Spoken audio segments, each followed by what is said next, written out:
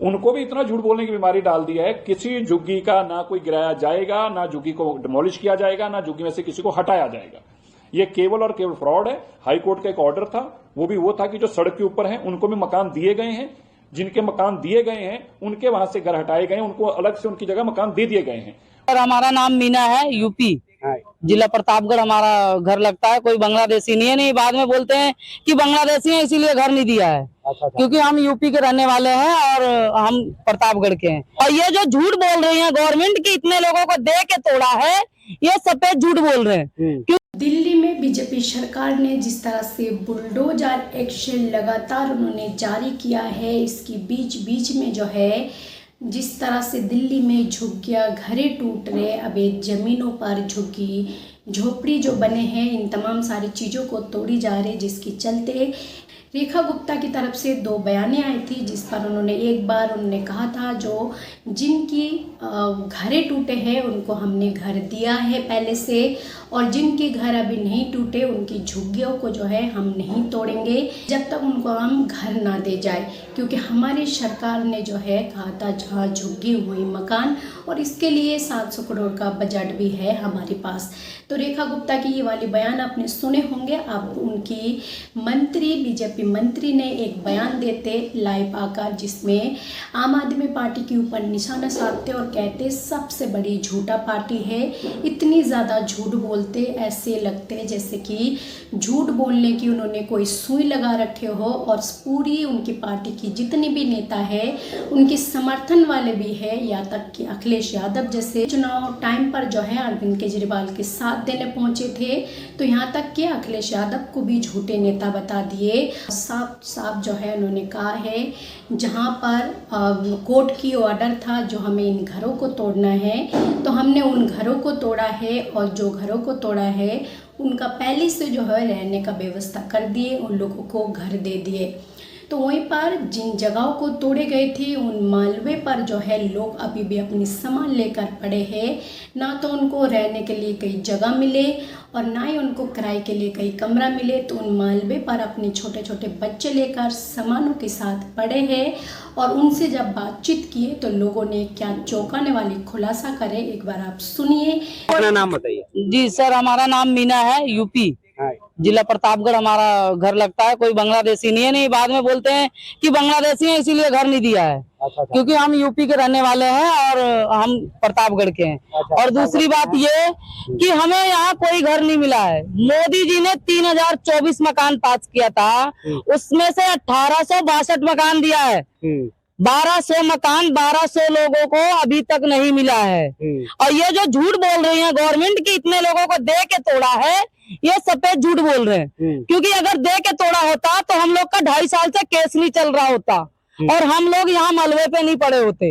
अभी भी हम लोगों का यहाँ सामान पड़ा है, अभी भी हमारे बच्चे पड़े। बहुत से लोग हैं जिनको कमरा किराए पे नहीं मिला है, और बहुत से लोग हैं जो अपने अपने रिश्तेदारों के घर में कुछ दिन के लिए गए हैं जब तक कि कमरा किराए पे ना मिले। और कुछ लोग तो रहन बसेरे में भी गए हैं। क्यों? सर छिपाने के लिए तो जगह चाहिए, गर्मी इतनी है, बारिश भी अगर हो गई तो कहाँ जाएंगे अपने बच्चे लेके रात में। अब एक बात बताइए, जो सरकार झूठ बोल रही है कि दे के तोड़ा है, और उनको तोड़ा है जिनको दे दिया गया है, तो हम लोग को तो दिया ही नहीं गया है। जो झूठ बोल रहे हैं कि दे के तोड़ा है, दे के तोड़ा, अरे दे के तोड़ा होता तो हम लोग पागल थोड़ी ना थे जो कोर्ट में केस डालते, या हम लोग बोलते कि हाँ हमें नहीं मिला है।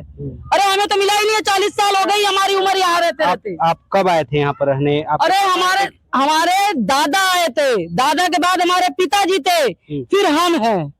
हाँ, हमारी 40 साल उम्र हो गई है। 40 साल। पहचान पत्र हमारा 2008 का है, बिजली का बिल है, गैस का है, बैंक का है, बच्चों का जन्म पत्री तक है। और फिर भी राशन कार्ड, मेन बात राशन कार्ड हमारा बन नहीं पाया था। हमने पैसे भी जमा किया था, 15 साल हो गया, राशन कार्ड 10-15 साल हो गया नहीं बन रहा है।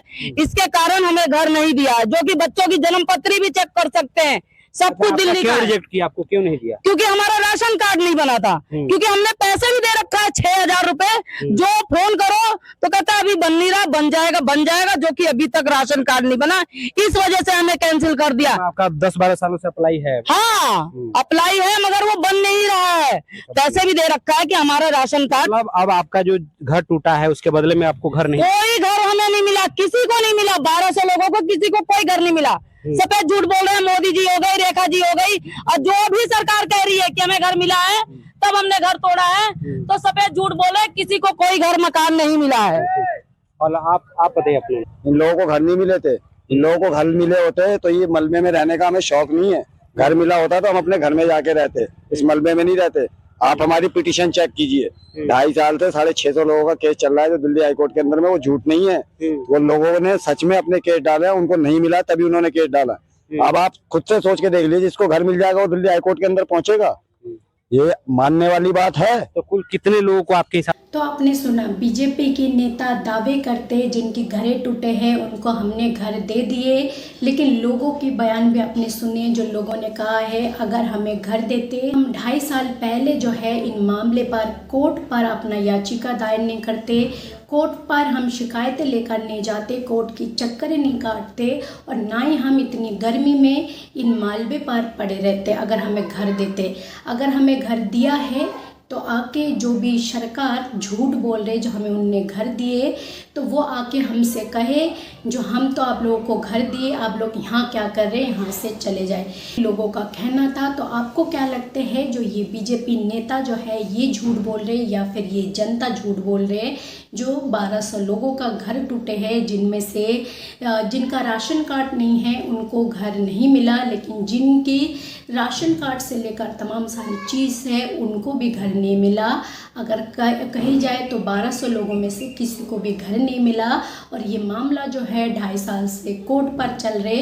तो लोगों ने जो बयान दिया, आप क्या समझेंगे? जो लोग सारे झूठ बोल रहे, सरकार के खिलाफ बोल रहे, सरकार को फंसाना चाहते, या फिर इनको क्या मिलेंगे सरकार के खिलाफ इस तरह की झूठी गवाही और बयान देने में? तो ऐसे बीजेपी नेता ने अपनी 56 इंच सीना लेकर दावे करे जो हमने इनको इनके घर टूटने से पहले इनके रहने की और इनको जो है घर हमने दे दिए। तो क्या आपको क्या लगता है? जो भी आपका राय है अपना राय कमेंट बॉक्स पर जरूर लिखें।